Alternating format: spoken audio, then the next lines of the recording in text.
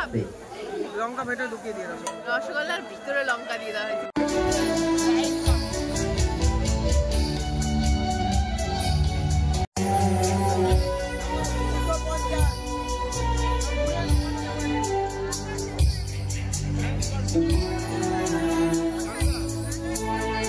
আমি এখন আর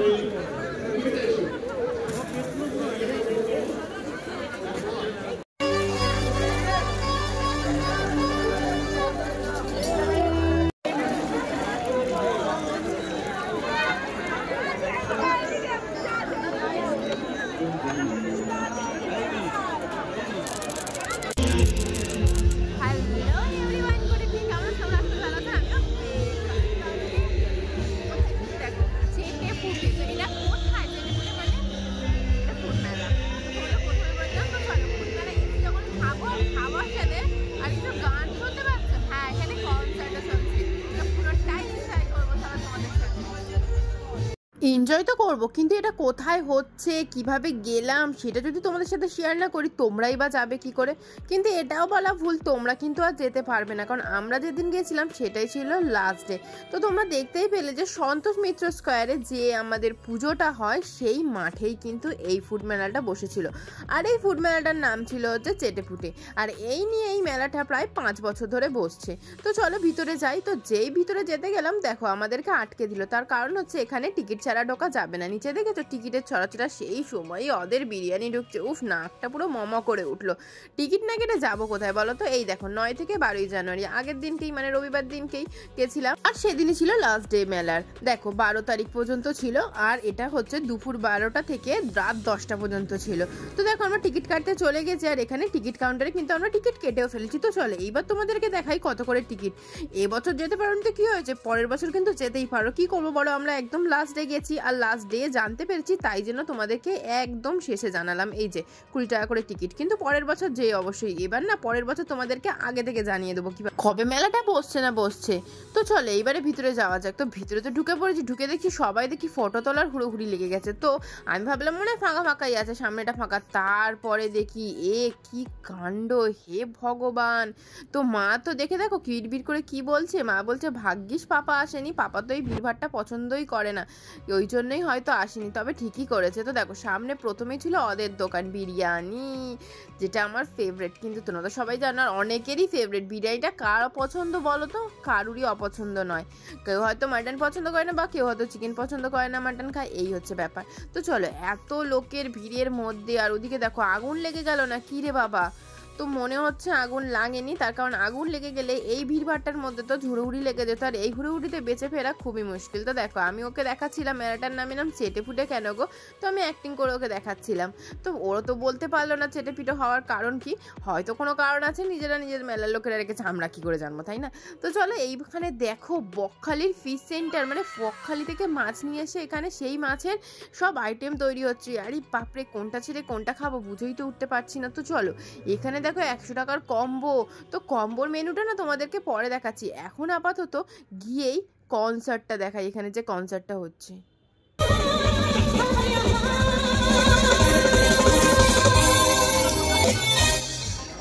Thank you. मैं यहाँ पाया लगे तुम कहाँ? अच्छा तुम्हें पास ही আছে ओके।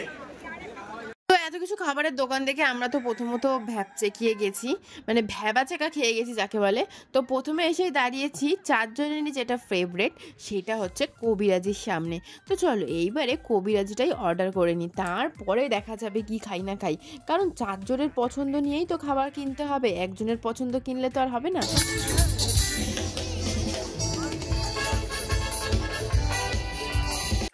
এই দেখো কবিরাজি আমাদের সামনে চলে এসছে, আর ওদিকে চলছে কনসার্ট, আর এদিকে দেখো নাচানাচিও শুরু হয়ে গেছে, মানে পুরোপুরি এন্টারটেনমেন্টের ভরাভরি। কিন্তু সামনে পিছে চারদিকে নাচানাচি চলছে, তুমি যেখানে খুশি দেখে আনন্দে মজায় খেতে পারো। তো চলো ওরা খেয়ে নিচ্ছিল, ভাবলাম প্রথম বাইকটা আমি মেরে দিই নাকি। তো চলো এখান থেকে তো ভাবলাম নেবো, তো নিয়েছি। দেখো ভিতরের পুরটা নিয়েছি, ফিসই ছিল না, মানে ছোটোখাটো ঠকিয়েই দিয়েছিল কিন্তু সেদিনকে আমাদেরকে।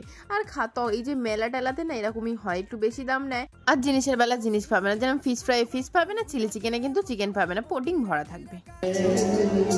কবিরাজি খাওয়া শেষ করে চলে এসেছি পরের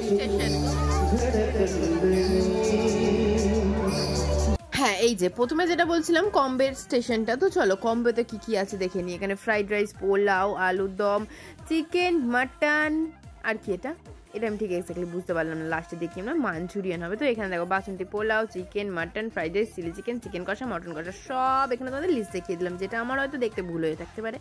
তো তারপরে দেখো এখানে পাশেই ছিল একটা মিষ্টির দোকান, এটা তোমাদেরকে না দেখিয়ে আমি পারছিলাম না, কারণ মিষ্টির সাইজগুলো ছিল কিছুটা আমার ব্রেনের সাইজের।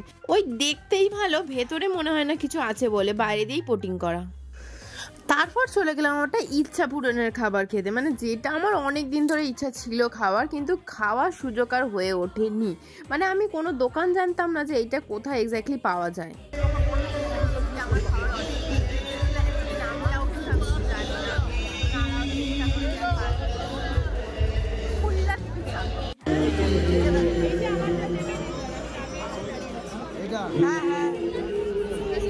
এই যে চিকেন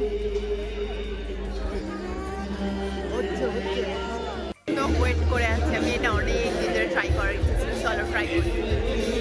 হ্যাঁ ওই কুল্লত পিজা, যার নামটাও আমি এক্স্যাক্টলি ঠিক করে জানতাম না। তো তারপরে চলো এই যে কুল্লত পিজা, এই যে যেগুলো বেরোচ্ছে এগুলো কিন্তু ভেজ, আর আমি নেব চিকেন। তো চলো এই বেরিয়ে গেছে আমার চিকেন পিজা। তো তোমরা কারা কারা এটা খেয়েছো বলো তো, আমার না ঠিক ভালো লাগলো না খেয়ে। তো চলো এটা ফার্স্ট টাইম ট্রাই করে দেখি, পুরোটাই চিজি আর উপরে একটা চিকেন দেওয়া, আর ভিতরে এটা কি পাউরুটি নাকি।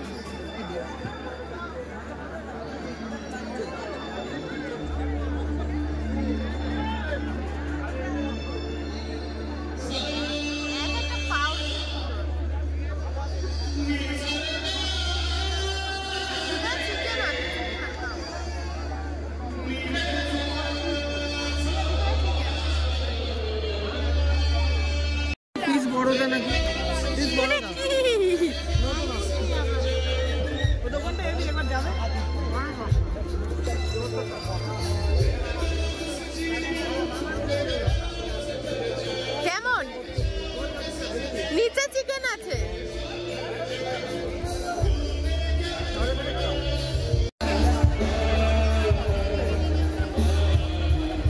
তোমাদের কাদের কাদের এটা ভালো লেগেছে বা খারাপ লেগেছে আমাকে জানিও, তার ভালো লাগার কারণটা জানিও। আর আমার খারাপ লাগার কারণ হলো শুধু পাউরুটি আর চিকেন ছাড়া ওখানে আমি তেমন কিছু পাইনি, আর চিজ আমি আর আমার বরবাদ দুজনেই তেমন কিছু পছন্দ করি না। আর তারপরে দেখো পেয়ে গেছি কি টাকি আইসক্রিম নাকি, এটা নাকি 200 টাকা। এই তো 20 টাকার আইসক্রিম, সেখানে 200 টাকা। যেহেতু আমাদের একটু ম্যাজিক করে দেখাবে, হাত দিয়ে কেড়ে নেবে পেরে নেবে, ভাগ এখান দিয়ে, কে ট্রাই করবে। কিন্তু আমার এটা ন্যাকামো করছে, আমার কিন্তু ইচ্ছা ছিল ট্রাই করা, কিন্তু 200 টাকা আমার একটু বেশি লাগছিলো তাই জন্য ট্রাই করিনি। কিন্তু পরে ট্রাই করব, কারণ আমার বরবর তো এত খরচা হয়ে গেছিলো সেদিনকে, খুব রেগে গেছিলো, ভয়ে আমি আর ট্রাই করার কথা ওকে বলতেও পারিনি। আর তারপরে দেখো নিয়ে নিয়েছিলাম 1 প্লেট লোটে ফ্রাই, বা এরকম কিছু একটা হবে, লোটের চপ বলতে পারো। তো দেখো 1 প্লেট লোটের চপ দাম ছিল 50 টাকার, কতগুলো দিয়েছে, 5 থেকে 6 পিস কিন্তু দিয়েছে, সবাই মিলে মন ভরে খেয়েছি। তো চলো এরপরে চলে গেছিলাম নবদ্বীপের ক্ষীর দই পাওয়ার জন্য, আর পাশেই কনসার্টটা এত ভালো হচ্ছিলো আমি সেটা দেখতে মানে মেতে গেছি। আর এদিকে দেখো ওরা মিষ্টি খেয়ে মিষ্টি খাওয়া শেষ হয়ে গেছে। তো সরি গো, তোমাদেরকে কি মিষ্টি খেলো সেটাই তোমাদেরকে দেখিয়ে উঠতে পারলাম না। এই জন্য এখানে লাস্টে যেটা খেতে এলাম সেটা হচ্ছে কাবাব, মানে কি লাইন দেওয়ার আগে তোমাদেরকে দেখানো শুরু করে দিয়েছি। এখানে দেখো কাবাব রেডি হচ্ছে, সেটাও তোমাদেরকে প্রিপারেশনটাও আজকে দেখাবো। এখানে এত কিছু খাবারের সাথে লঙ্কার রসগোল্লা, মানে অ্যাকচুয়ালি লঙ্কার রসগোল্লা, মানে ও কিন্তু লঙ্কার রসগোল্লাটা অ্যাকচুয়ালি খাইনি। কিভাবে লঙ্কা ভেতরে ঢুকিয়ে দিয়ে রসগোল্লার ভিতরে লঙ্কা দিয়ে দেওয়া হয়েছিল, কারা দিয়েছিল? প্ল্যান করে মাথাটা গেছে ওঠে, শালিরা করেছে, আমি